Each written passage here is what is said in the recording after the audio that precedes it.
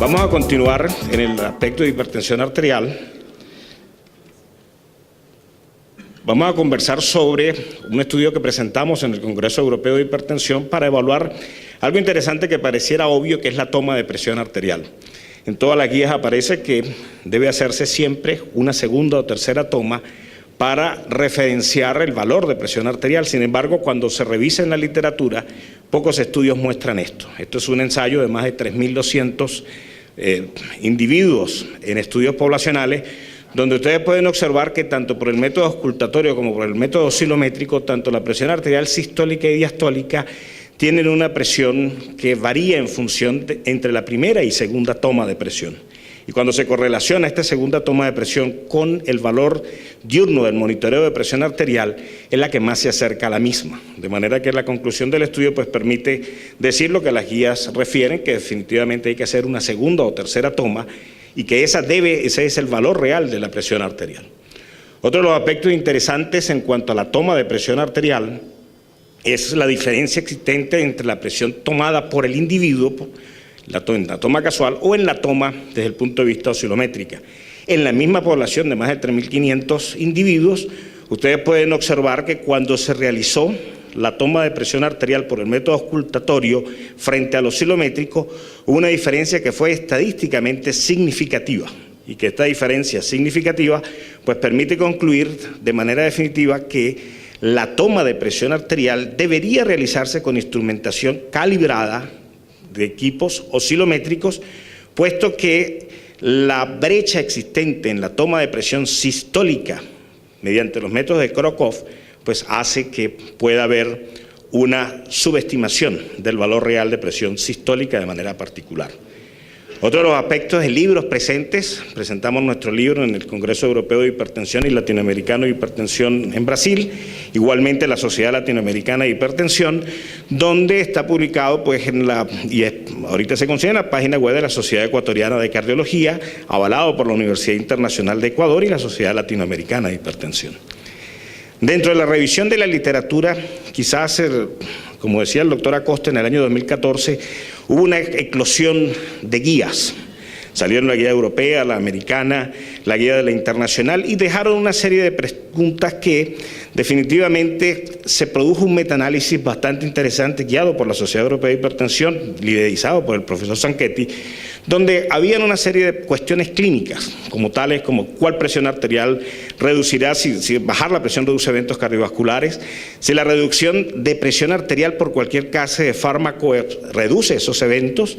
si el nivel de presión arterial inicial tiene un significado estadístico en cuanto al inicio de la terapia que se debe utilizar, cuál es la presión óptima a alcanzar y obviamente evaluar si el riesgo cardiovascular de inicio de manera definitiva influye en el mismo. De manera que se produce una serie de documentos que van desde final del año del 2014, en diciembre, hasta julio del 2015, que tratan de mostrar esto. Estos son más de 1.200.000 pacientes estudiados, 156 estudios observados. Y cuando se evalúa la primera pregunta, si es importante bajar la presión arterial, pues definitivamente el estudio lo muestra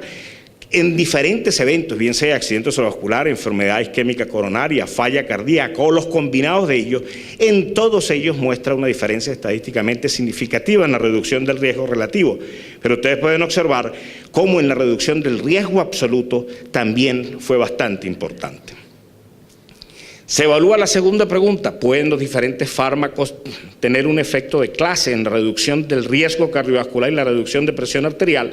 Se produce pues esta revisión donde se evalúan 55 ensayos clínicos, 197.000 pacientes, 773.000 pacientes por año, de acuerdo pues a dos criterios importantes. Uno es contra placebo y lo otro en combinación de los mismos. Obviamente, estudios recientes no se pueden hacer contra placebo, pero se comparan unos contra otros fármacos en combinación. Cuando se evalúan en análisis primario contra placebo, pueden ustedes observar cuando se ve la clase de diuréticos, los diuréticos reducen el riesgo cardiovascular de manera significativa en cualquier evento cardiovascular que se evalúe, accidente cerebrovascular, enfermedad isquémica y combinados. Igualmente, cuando están en combinación con otra clase terapéutica, ustedes pueden observar cómo hay una reducción de carácter significativo. Cuando ya se va observando cómo cuando se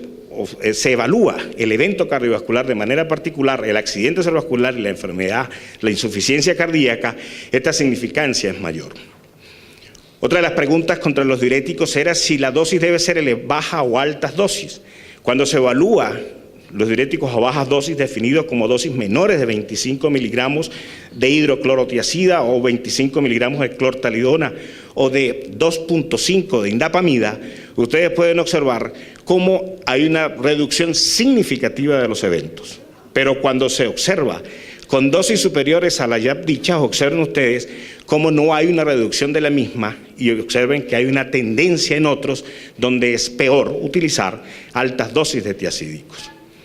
Cuando se evalúan las diferentes clases de tiazídicos en dosis menores, se comparan diuréticos de carácter tiazídicos y diuréticos llamados tiazídicos similares o no tiazídicos como clortalidona e indapamida, observen ustedes que la clortalidona muestra una significancia estadística en la reducción de los eventos cardiovasculares en todos ellos y que fue estadísticamente significativa frente a hidroclorotiazida e inclusive frente a indapamida. Cuando se evalúan betabloqueadores y calcio antagonistas en este tipo de ensayos como mostramos, ustedes pueden observar con los betabloqueadores que en ellos hay una reducción de carácter significativo, pero ya empiezan a aparecer unas diferencias de acuerdo al evento que tenemos que prevenir, como por ejemplo en el accidente cerebrovascular, como por ejemplo algo interesante en la enfermedad isquémica coronaria, donde no muestran una reducción que es estadísticamente significativa. Cuando evaluamos los calcio antagonistas, una de sus mejores reducción del evento es sobre el accidente cerebrovascular. Sin embargo, observen cómo en la insuficiencia cardíaca nos viene mostrando que los calcio antagonistas no muestran una reducción de carácter significativo. Y cuando se hace el análisis de combinación con clases terapéuticas que pudieran proteger o reducir el evento de insuficiencia, por ejemplo, cuando se utiliza en monoterapia, si le añadimos otra clase terapéutica al calcio antagonista, observen que no hay una mejoría de la reducción en el caso particular del evento de la insuficiencia cardíaca. Cuando se evalúan los bloqueadores del sistema renina-angiotensina-aldosterona como inhibidores de enzima convertidora o bloqueadores de los receptores de angiotensina, pueden observar en el caso de los inhibidores de enzima convertidora que hay una reducción estadísticamente significativa. Lo que ustedes pueden ver que el riesgo relativo no es mayor, puesto que los ensayos no son muchos y la población obviamente hace que los intervalos de confianza se mantengan en este rango. Pero cuando se observa la reducción de riesgo absoluto, ustedes pueden ver cómo efectivamente esta clase terapéutica muestra una reducción impactante en los eventos cardiovasculares. Igualmente, cuando se evalúan los bloqueadores de los receptores de angiotensina. De manera que en el metaanálisis, en la conclusión final, lo más importante es reducir la presión arterial y que definitivamente existen algunas clases que pueden ser mejor que otras, como en esta revisión que hace la europea, en este ensayo del Dr. Sanchetti y Gianfranco Parati, en julio del 2015, donde pueden ustedes ver cómo de manera particular, por ejemplo, los beta bloqueadores en el accidente cerebrovascular, cuando es comparado con otro tipo de clases terapéuticas, es inferior de manera definitiva. Igualmente, cuando observen ustedes los calcio antagonistas, cuando es comparado con el resto de clases terapéuticas y se evalúa insuficiencia cardíaca, pues definitivamente no debería utilizarse. De manera que sí existe alguna diferencia estadística significativa entre la clase utilizada y el evento a prevenir. En el caso, como le decíamos, en insuficiencia cardíaca, el inicio con calcio antagonistas no debería ser utilizado, puesto que empeoraría el riesgo. Otro de los puntos interesantes de este mismo metaanálisis es a qué nivel de presión arterial debemos iniciar el tratamiento. Y por supuesto, se evalúa la intención a tratar en este tipo de ensayos. Se observan seis ensayos randomizados con un promedio de presión arterial entre 140 y 159, es decir, estadio 1, 2 y 3. Y observen cómo en todos ellos, independientemente del ingreso del paciente a la terapia antihipertensiva, bien sea estadio 1, 2 y 3, hay una reducción que es estadísticamente significativa para cualquier evento cardiovascular. Obviamente, mientras peor está el individuo, pues la reducción de riesgo es mucho mayor. Pero observen ustedes cómo en los pacientes grado 1 o de bajo riesgo cardiovascular, la terapia antihipertensiva indicada de manera adecuada en la reducción de la presión arterial como objetivo primario y utilizando la clase adecuada de acuerdo a lo que queremos evitar, muestra una reducción que es estadísticamente significativa. Otro de los aspectos es cuál de los niveles de presión arterial debe alcanzarse. El doctor Acosta nos mostraba los resultados del sprint, que fue bastante interesante, pero ya este metaanálisis nos muestra que reducir la presión arterial por debajo de 130 milímetros de mercurio, independientemente del evento, quizás en el único donde no fue estadísticamente significativo, fue en la insuficiencia cardíaca, no mostraba empeoramiento del riesgo, de manera que pudiera reducirse de acuerdo al individuo y a la patología la reducción de la presión arterial a niveles menores de 130 milímetros de mercurio, en este caso de presión arterial sistólica, y obviamente alcanzar la reducción del riesgo cardiovascular. Otro de los aspectos interesantes es la estratificación del riesgo. Observe que estos son pacientes de riesgo bajo, de alto, muy alto y muy alto riesgo cardiovascular. Y ustedes pueden observar que el impacto que tiene sobre la reducción absoluta de riesgo definitivamente está en los pacientes que tienen muy alto riesgo cardiovascular.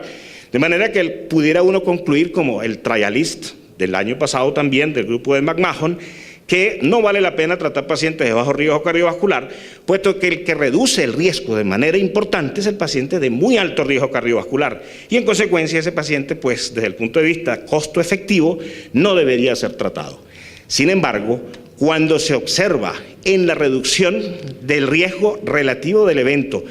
y se evalúa el riesgo residual del mismo, observen ustedes cómo en los pacientes que más se impacta la reducción del riesgo, estos pacientes tienen un riesgo residual muchísimo mayor. De manera que como conclusión, pues los pacientes de bajo riesgo cardiovascular son los pacientes que tienen que tratarse tempranamente para que su riesgo residual sea definitivamente menor y en consecuencia desde el punto de vista sanitario y de estrategia individual debe ser ese el objetivo que debe guiar al médico y en consecuencia alcanzar metas de presión arterial a niveles por debajo de 130, clases terapéuticas de acuerdo al objetivo de reducción de presión arterial y una estratificación adecuada del riesgo cardiovascular para la decisión de la toma de la reducción de presión arterial como del evento cardiovascular y la clase terapéutica empleada. Muchísimas gracias.